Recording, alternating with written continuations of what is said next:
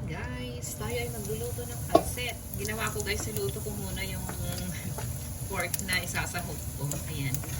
Then dito ako guys magluluto ng pansit. Niluluto ko muna yung pork. Ayan, luto na to. Pina-crispy ko. Ayan. Set aside muna natin. Tapos ano na tayo ng pansit. Magluluto tayo ng pansit.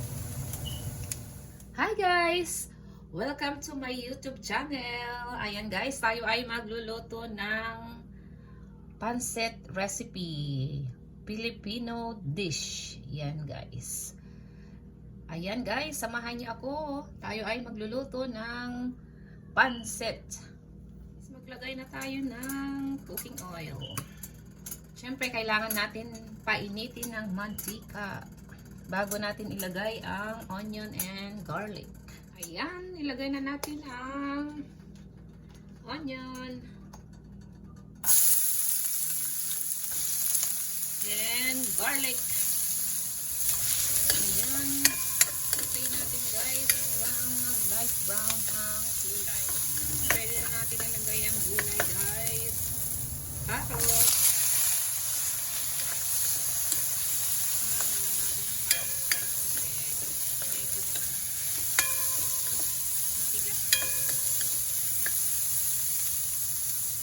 ko guys, dapat yung mantika pala na gamitin kong pang-sauté is yung pinaglutuan ko kanina ng pork.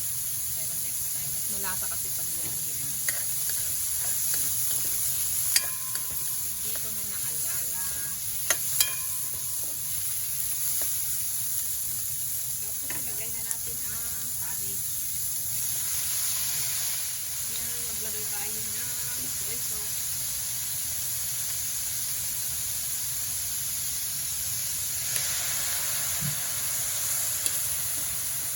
Magkaroon ng lasa ang ating gulay. Tapos ground black pepper.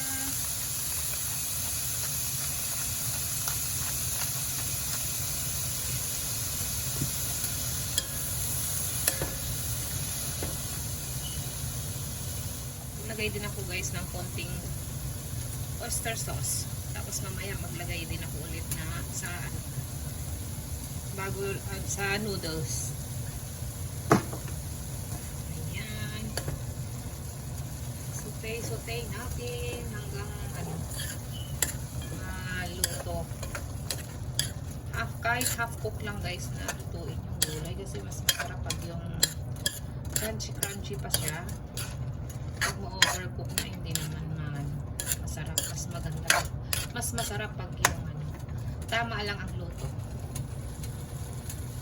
Takpan natin kahit 1 to 2 minutes.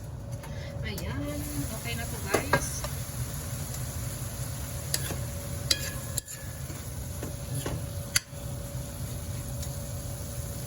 Sama na natin yung pork na niluto ko kanina. Ayan guys, oh.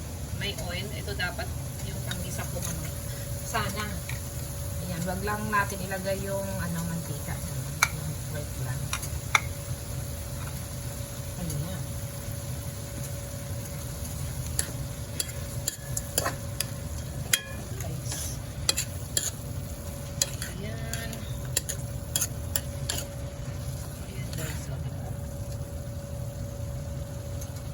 Luto na yung pork. Ayan, set aside natin guys. Set aside muna natin. Then, maglagay tayo ng water. Ayan. Kunti lang ang aking lulutuin na pansit. Kaya, tama na yung water. Tapos, cubes guys. Half lang siya. Siyempre, magdagdag na tayo ng soy sauce. Madami yata. Tikman na lang natin mamaya ang lasa. Then, oyster sauce. Ayan.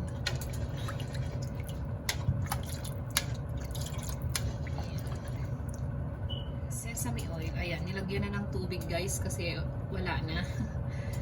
Ayan. Sesame oil. May kasamang water yun guys. Hindi celery. Ayan, magdagdag din ako ng pepper. Ground black pepper. Takpan natin, then let it boil. Kuluan natin guys. Ayan, kumukulo na guys. Pinakuluan ko siya ng 3 to 5 minutes para siguradong mag-mix ang mga ingredients natin. Ayan, tikman muna natin ang sabaw bago natin ilagay ang noodles. Ayan, magdagdag lang ng konting salt guys. Ayan. Then, ng black pepper guys. Black pepper. Ewan ko, mahilig ako sa black pepper guys. Then, ilagay na natin ang noodles. Ito guys, mga leftover. See? Mga isa-isang piraso na lang siya. Diba sa isang balot is yung 4 na ganito. Ayan. Kumbaga is, tira-tira na lang to guys. Pag tuwing magluluto, hindi niluluto agad. Hindi niluluto agad. Hindi niluluto lahat. Ayan. Bali dalawang plastic to guys. Ayan. Ito 1.5. Ito isa lang. See? Ayan. Ayan. Hindi ko binabasa yung noodles. Yung iba kasi binabasa. Kaya kanya-kanya tayong style talaga ng pagluluto. Pero minsan binabasa ko rin. Pero madalas yung ganito lang na dry lang siya na hindi ko na binabasa. Ayan.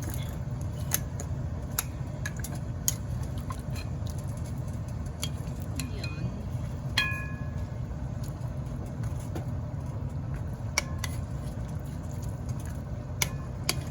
Malambutin natin guys.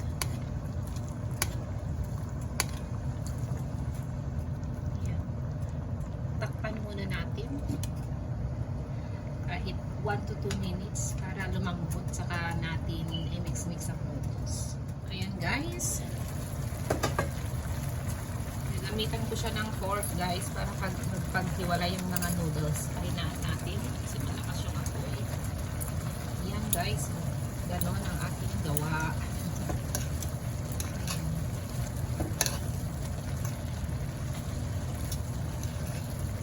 Walay lang natin. Ayan, diba? Ganito siya guys, pag hindi mo siya nababad sa water bago lutuin. Pwede naman yung ganon. Pwede rin naman yung ganito. Kanya-kanya tayo ng style ng pagluto.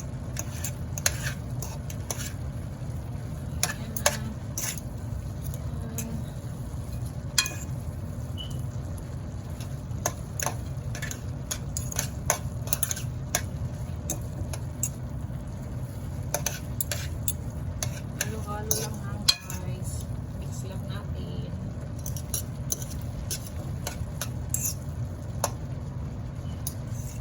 Ayan. Mix.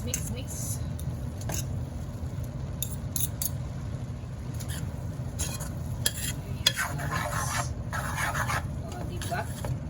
Tama lang yung water na nilagay. Hindi siya sabi ko kanina baka matubig. Ganyan guys, pag madaming tubig is pag hindi mo matansya yung water, bawasan mo na yung sabaw, saka mo ilagay yung noodles, then pwede mo mag-add, at least natimplahan mo na yung sabaw, di ba? Kahit madami kang sabaw na ilagay,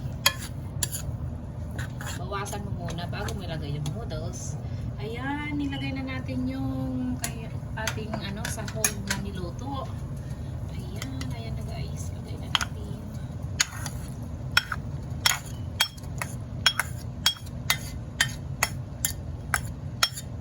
Ayan, halo ulit natin guys. Ayan.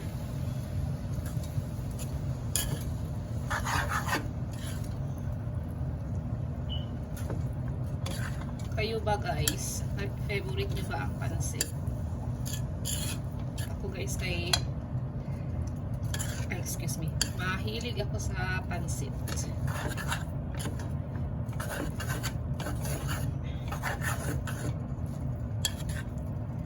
Ayan, i-mix natin para mag-combine lahat ng ingredients. Ayan. Ayan. Diba? Sarap ang pansit. Ito yung dish na hindi nawawala sa handaan, di ba guys? Laging present ang pansit sa birthday, binyag, masaya, mga, handaan.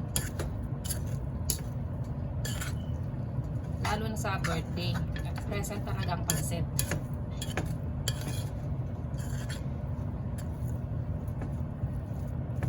Graduation day. Ayan. Ayan, ready na guys. Luto na ang ating pansit. Ayan guys, luto na ang aking simpleng pansit recipe. Kahit hindi kumpleto ang ating pangsahog, pwede tayong magluto guys ng pansit. Ayan, cabbage and carrots lang ang aking hinalo dyan guys. Thank you guys for watching. Have a great day everyone. Bye! Ingat po palagi.